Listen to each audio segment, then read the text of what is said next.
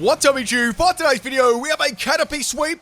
Oh, I think it might be number 4. Now, I've done a Caterpie and a Magikarp sweep nearly every single generation, right? So it's sort of become a, a channel meme for my channel. And I know you guys really like this. And we're doing some more undercover PIMPNITE tonight. I shall be trolling with a Caterpie, and I hope you guys enjoy this. So, if you've ever come to a PIMPNITE sweep for, or a PIMPNITE video, or even a undercover PIMPNITE video, I shall be going into a Discord server under a different name. Yours truly, Cameron Caterpie, and I'll usually pretend or just say I don't know a lot about Pokemon, or sort of like make out that I don't know much about the game, or ask funny questions to sort of like bait out overconfident players or get funny reactions from people. A lot of the time I fail, but I do get some rare nuggets, especially, and some diamonds in some case, with very, very funny reactions. Today we have a very, very rude person. This person was just straight up rude.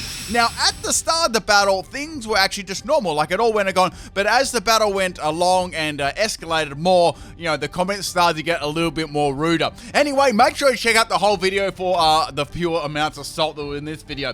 Right, so we got a shiny Mewtwo at the start. Of course we do. I love a nice fresh shiny Mewtwo in the morning. Now, this is a Duraludin, and it actually has a bit of setup here. We got Stealth Rock and Light Screen. We also have Thunder Wave on this one too, in case I come across any speedy Pokemon. Now, I did contemplate going for a Thunder Wave turn 1, but I thought Stealth Rock would be like a little bit more important against some of these Pokemon. In case of any Sturdy, or in this case, I didn't really worry about Sturdy, but it was Focus Sash, right? Because Focus Sash was messing me up a lot of times. Now, I had a Lumbero there, unfortunately, so I couldn't paralyze it, and it's also set up a nasty plot with, on top of like Mewtwo's already like crazy high special attack. Yeah, it's pretty scary. So now we're going to be going to Ninjask. You guys know this Ninjask set. It's a pretty common one, but it's going to get the job done. So Caterpie doesn't have a lot of speed, nor does it have like a lot of attack either. So this took a fair amount of setup to get Caterpie where I needed to go. There. I tried it without a lot of setup at all. It pretty much, like, it doesn't even have like a max airstream. It doesn't have like a no fighting moves, so I can't Dynamax and boost its attack. I wish it did, because then I wouldn't have to like pass it any stats. So at this stage, my opponent was actually pretty civil. We were just talking randomly, and there wasn't like too much. There wasn't any smack talk at all, right? But it's sort of like as the battle started to go on and things started to happen, the comments start to come out. So I've got a substitute and protect Ninjask here. I think they sort of could see what I was doing with the baton passing, so they started setting up nasty plot as I started to go for protect, but it didn't really matter. What I wanted here is I sort of needed Caterpie to get a free swap in on it as well, and just in case, because it was quite difficult to swap a Caterpie in without getting one-shotted right, and I needed like a lot of speed, so I wanted to get at least +4 to 5 speed, in case there's any like Choice Scarf Pokemon or stuff like that. I did think about doing Sticky Web, but I didn't really have time in this battle, so I just set up the Stealth Rock and passed on to the speed. Alright, so we got the Mewtwo, and it's going to have a lot of special attack. Now, they actually first started the Smack Talk by asking me to stop stalling, right? And then I was like, getting all 5 pieces takes time. So they obviously didn't know what that meant. I call my Caterpie Exodia. If you people haven't watched the original Caterpie sweep or sweeps, make sure you do. I'll actually link them in the description.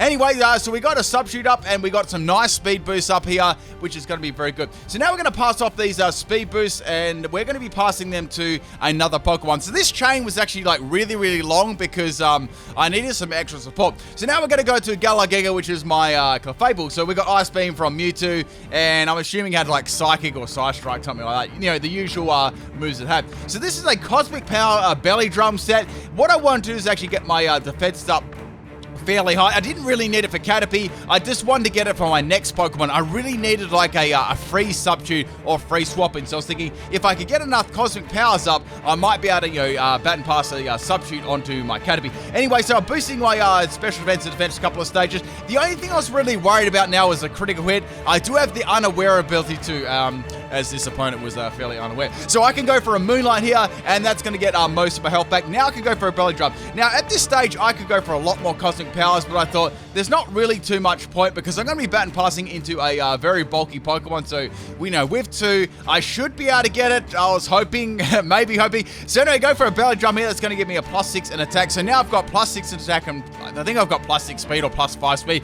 I just hang on there, which is really nice. And now I could go for another Moonlight here, but I was thinking, nah, I'm just going to baton pass these stats off. I'm not going to get greedy at this point, because I've already got what I needed. And now we're going to go into, I didn't even cut this bit out. I'm going to go into my Pyukumuku. Now, Pyukumuku is a very bulky Pokemon, also has Unaware too. So we got a Psy Strike here. That doesn't do too much damage. It's probably about I'd say about a 5-hit KO. I was thinking, have I given myself enough Cosmic Powers at this point? Like, How am I going to be able to withstand, like, another substitute? Anyway, I went second. I got a substitute up, and that was going to be enough to swap my Caterpie in lead at least. I wasn't sure if the substitute was actually going to hold, but it didn't really matter. I was just passing those stats off. So, unfortunately, my actual substitute didn't hold, but it doesn't matter. It's time for Exodia. Exodia! Obliterate!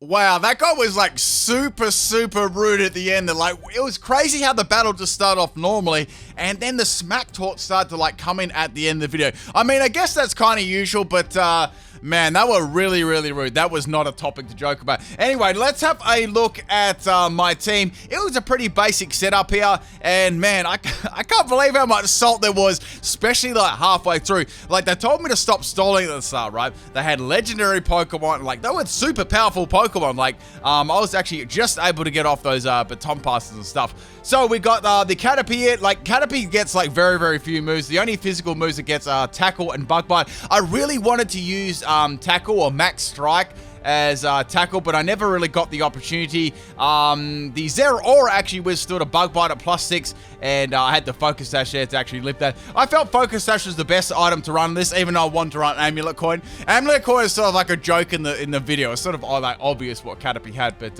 obviously it wasn't. The other moves, it gets a Snore and Electro Web as well, but you know, they don't really need to use them because they're special, and there's no point ever using them. I had Max Attack and Max Speed. I gave myself Adamant Nature because I needed like all the attack I could possibly get. Now we had a Cafe with Baton Pass, Bella Drum, Moonlight, and Cosmic Power.